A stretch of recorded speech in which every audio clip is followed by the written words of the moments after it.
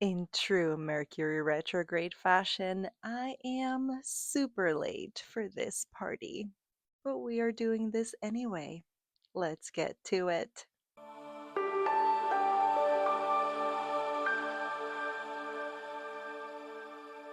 If you're new here, welcome. My name is Graciela Moore. I am an ICF certified personal coach. I wrote Moon Magic and Mindfulness with Grace 2026 manifestation agenda slash journal, and I like to come here every month to discuss the panorama of where the moon is astrologically, what else is happening throughout the month that we should be paying attention to, kind of like Mercury retrograde or Venus leaving Leo flamboyance and look at me vibes and going into Virgo now for a while. And so the vibe is changing.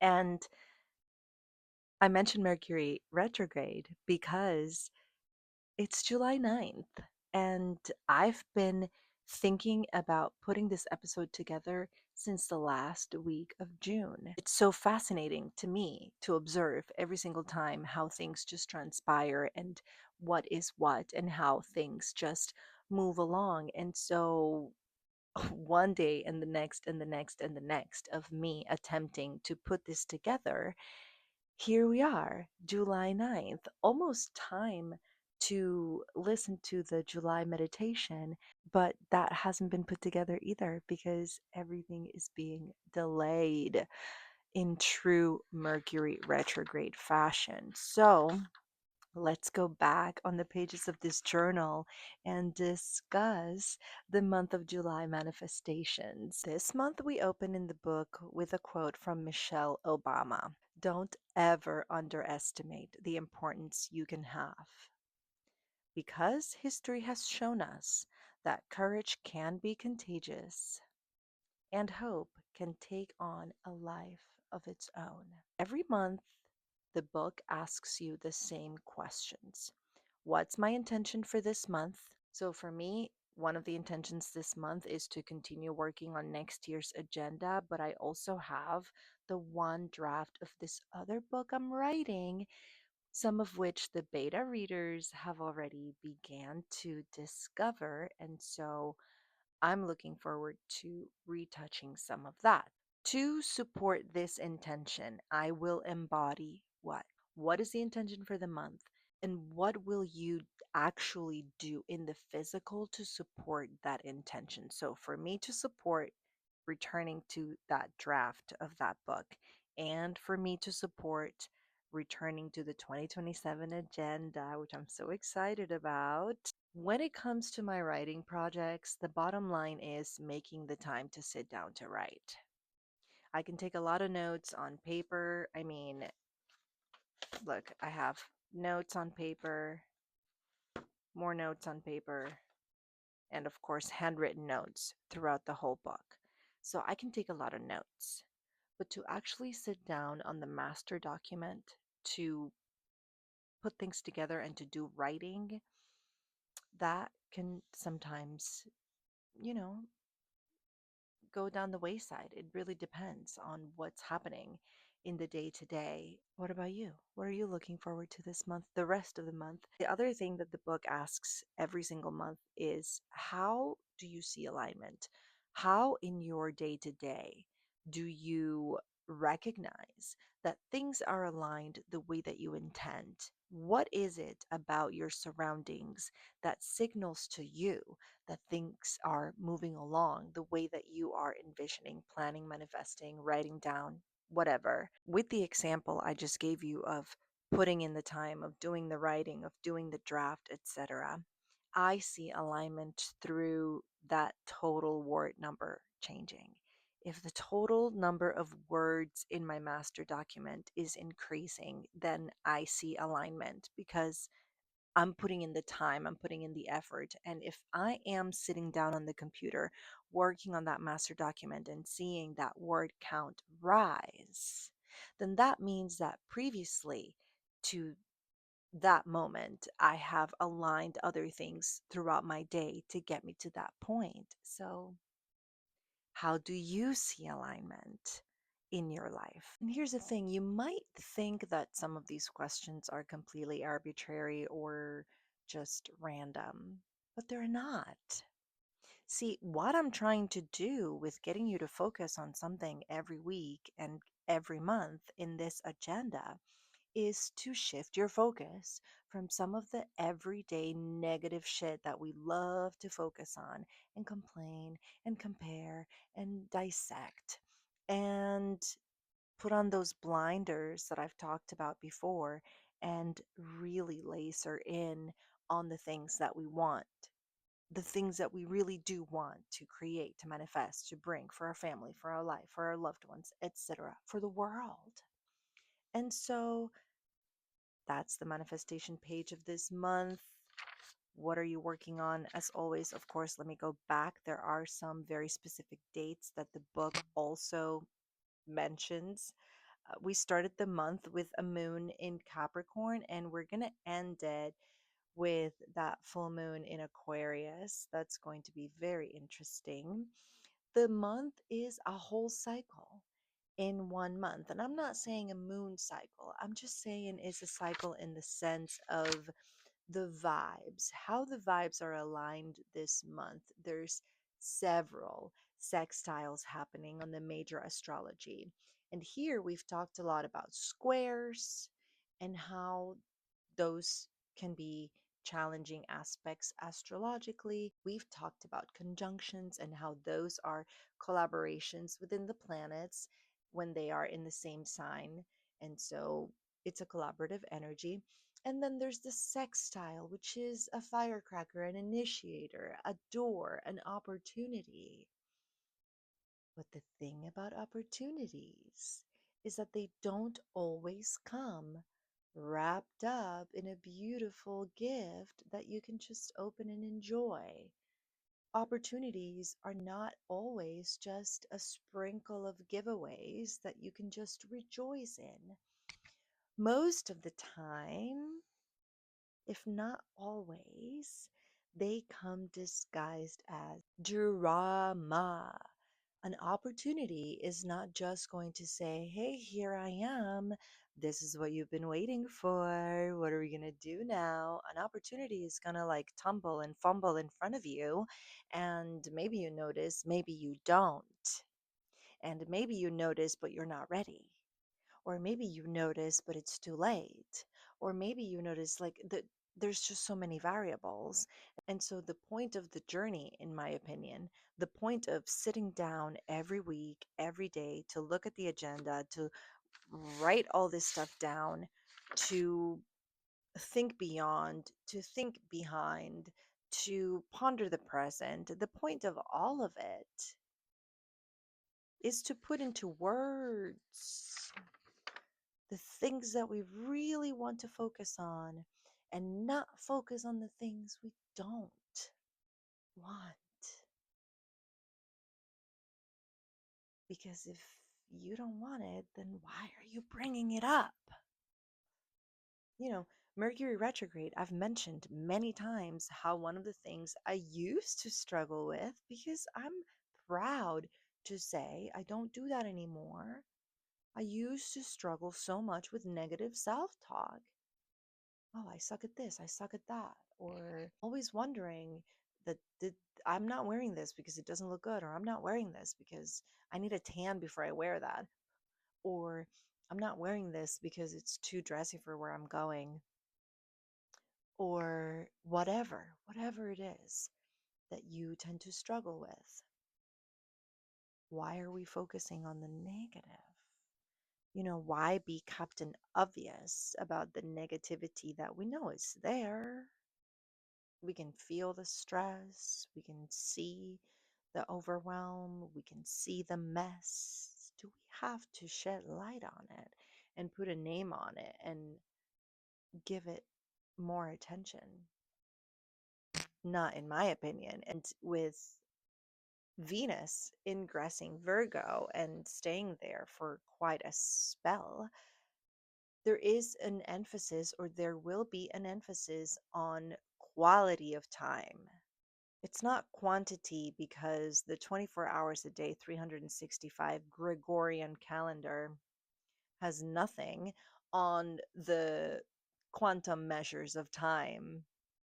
We're not going to get into that.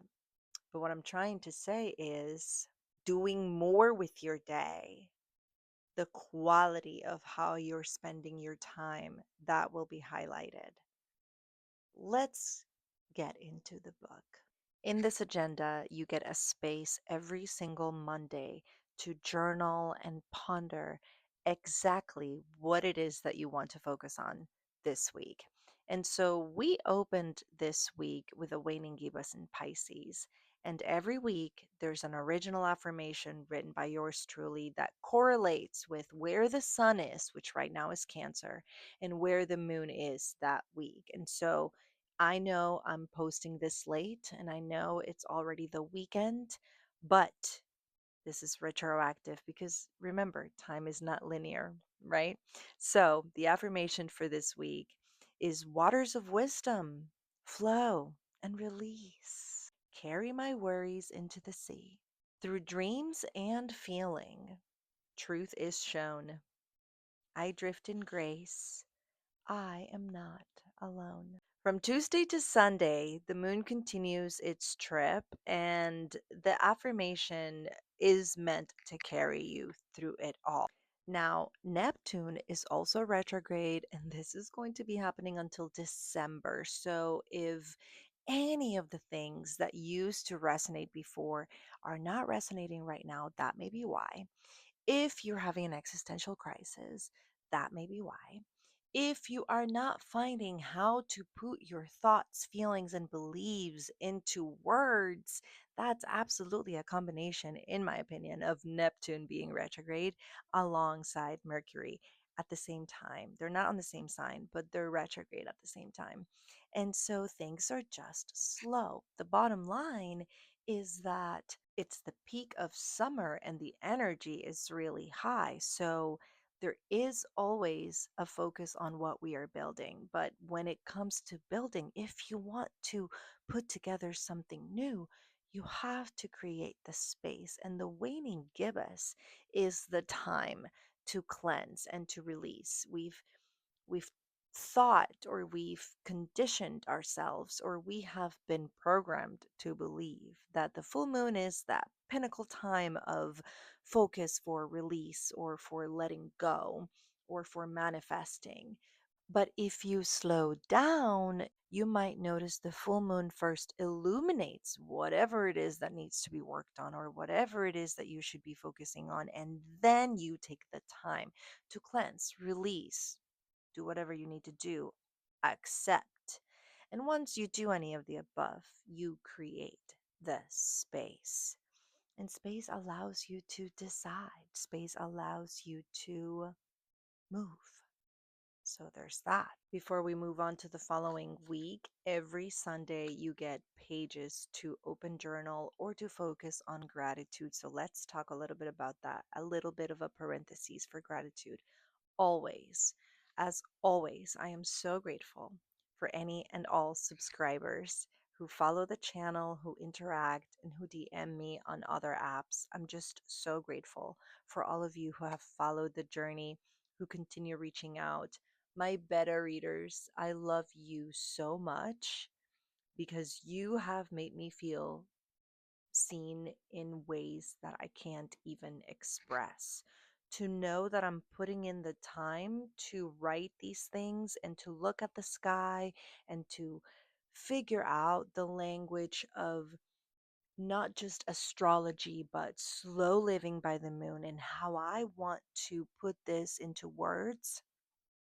And then to give you a little bit of that, a little hint of what that work is, and to receive in gratitude every note that you have given me. It has just been, it's just been amazing. I don't know what other word to do for it. Writing since I was little, I still had never envisioned what it would be like to share my work with a table. if you will, of beta readers before the work is out. And so it's just so exciting and I'm so grateful. Let's go to the week of July 13th. And of course, that week I'm going to be focusing on creating the meditation for the month of July. I want to say thank you for anyone that has listened to the meditations that I've been putting out every month. I'm just so grateful for the journey and for where it is taking me.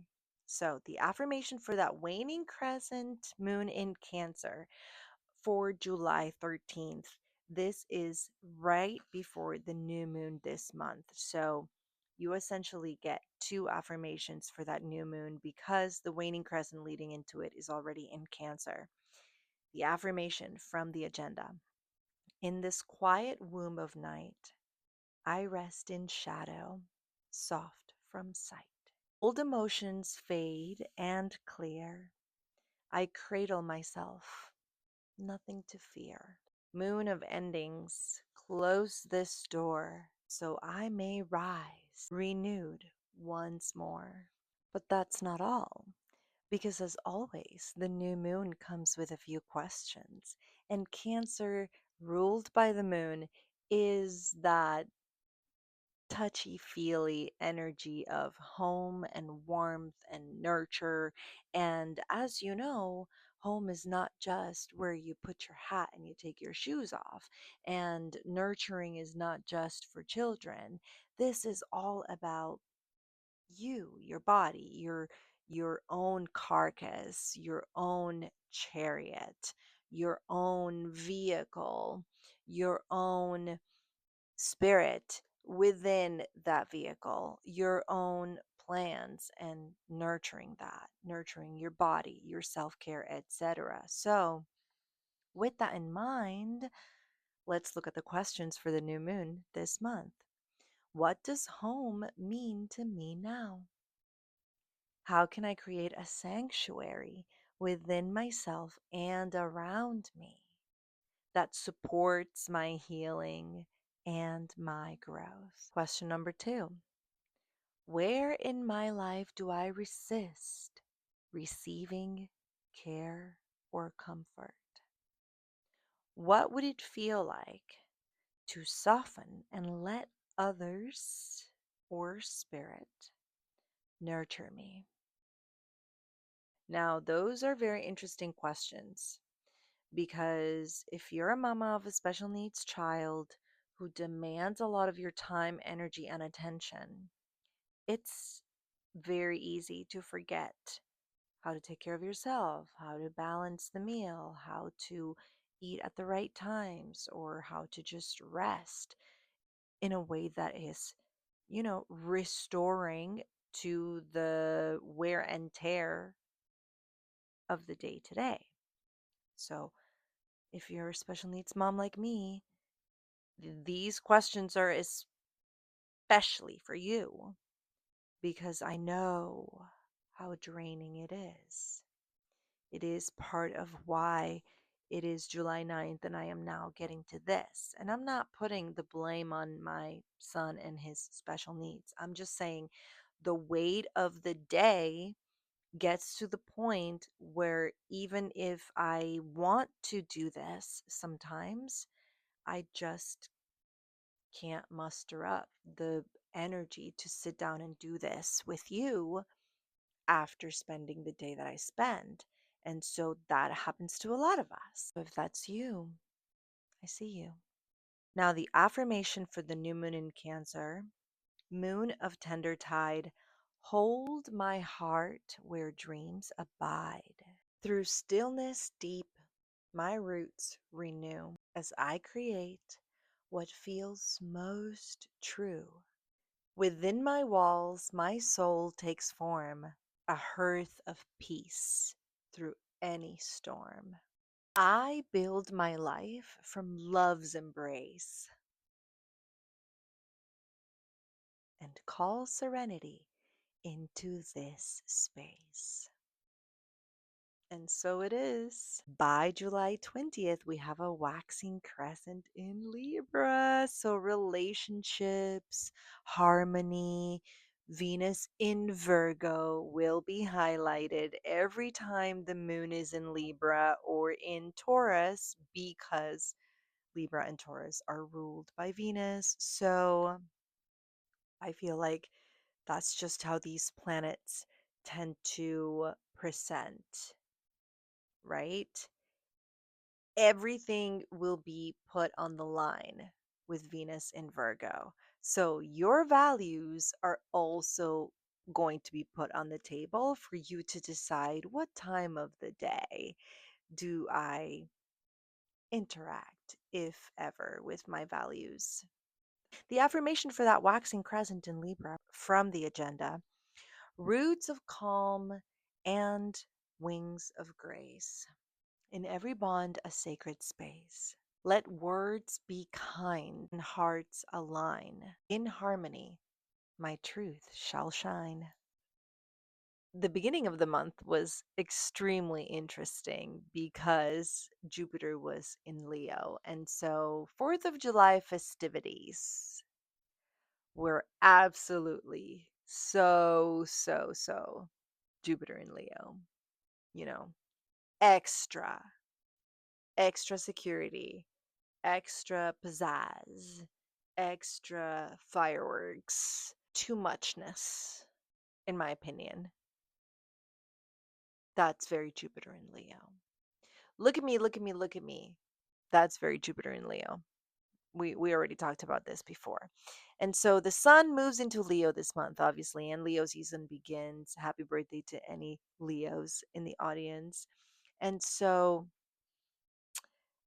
yeah, it will illuminate all things pride, tacky, ego, loud,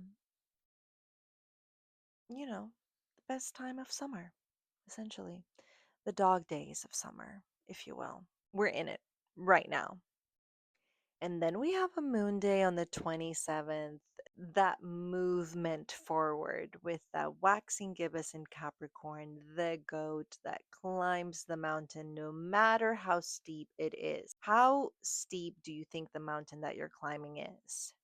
How impossible is this summit? Is it really, or is it just perceived difficulty? Think about that when you move around the world every day.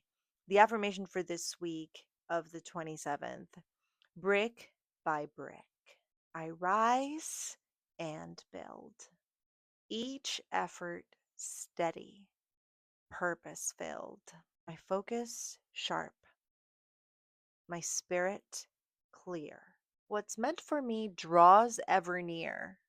Patience roots and structure grows. Through sacred work, my power flows. And this will be followed by a full moon in Aquarius. And this full moon in Aquarius is going to open up a whole can of worms. Because the thing about Venus joining the South Node in Virgo is that the nodes are about to shift. And this is the shift that I mentioned in the episode in January, where I talked about the nodes of the moon going from Pisces and Virgo, North Node and South Node, to Aquarius North Node and Leo South Node. And so this full moon in Aquarius is going to be that door that opens up this energy. And the North Node in Aquarius is for the people, where the South Node is saying, forget about your ego, forget about the agenda that is only concerning you, and focus on the group, the tribe, the collective. And so let's look at the questions for that full moon in Aquarius. Where have I been called to stand apart? And how has that truth set me free? And the second question: how can I share my light and vision with my community while still honoring my individuality? So these are questions that I came up with last year when looking at the astrology of this month. And so, even though I don't bring up the fact that there's a sextile between all of the outer planets and the inner planets, or the fact that Neptune, Uranus, Pluto, all of the planets that tend to move slower. And so their shifting tends to manifest in more of a collective sense as opposed to an individual sense, kind of like your natal moon and my natal moon and where the moon is every day. The fact that these planets are so far away and move so slow is what makes the shift be collective. And so, with that in mind, the full moon wants you to focus on what is it that you're doing that helps the world. What are you doing with your day that helps the world? What you're doing with the day does not help a collective. And I'm not saying that the world collective means everybody. I'm not saying that you just have to focus on putting your gifts out on the world wide web for the world to see. I'm just saying in your world, in your space, as you watch this, the people in your life, not online. How can you share your light and your vision with that community while still honoring your individuality? See, I'm writing all these things and I'm putting all these books together, and part of the goal is to reach my community locally. Absolutely. Yes. Yes. Am I there yet? No. But is that the goal? One of them. And so there you go, write it down. That's what the questions are for. So the affirmation for that full moon in Aquarius: clarity rises from within, a sacred truth. The tides begin. I share my light, both fierce and kind, unbound in soul, at peace in mind. Through all I dream and all I do, love's radiant power carries me through. And so it is. Remember, if you're feeling like all of this is happening in some sort of a slow motion type of slow burn torture, remember those retrogrades that tend to delay everything. So you might be questioning some of these things on the day that some of these astrological things happen, but you might not feel these things for a week or so. In the same token, some of these astrological shifts are felt ahead of time. So if that ever happens, I also want to hear about that because that's all, food for thought, more information for my research. Anyway, everything is on track, even if it feels chaotic, even if it is chaotic. Things are on track because we're here, we're breathing, we're living, and we're getting to enjoy every single day, in part according to the things you're focusing on. So if you're having a bad day, what are you focusing on? I'm not saying it's as easy as shifting your focus. What I'm saying is that shifting your focus is the first step. You let me know how that one resonates. As always, I want to say thank you for anyone who has gotten the agenda and is following this journey. I'm so grateful. It's been 4 years of amazing work. I've learned so much looking at the astrology every single month to figure this out and put it together. And I'm just so excited for next year's. It's coming together so beautifully. OMG. We just continue forward, slow living by the moon. I love you all so much, and I will see you next month. Bye.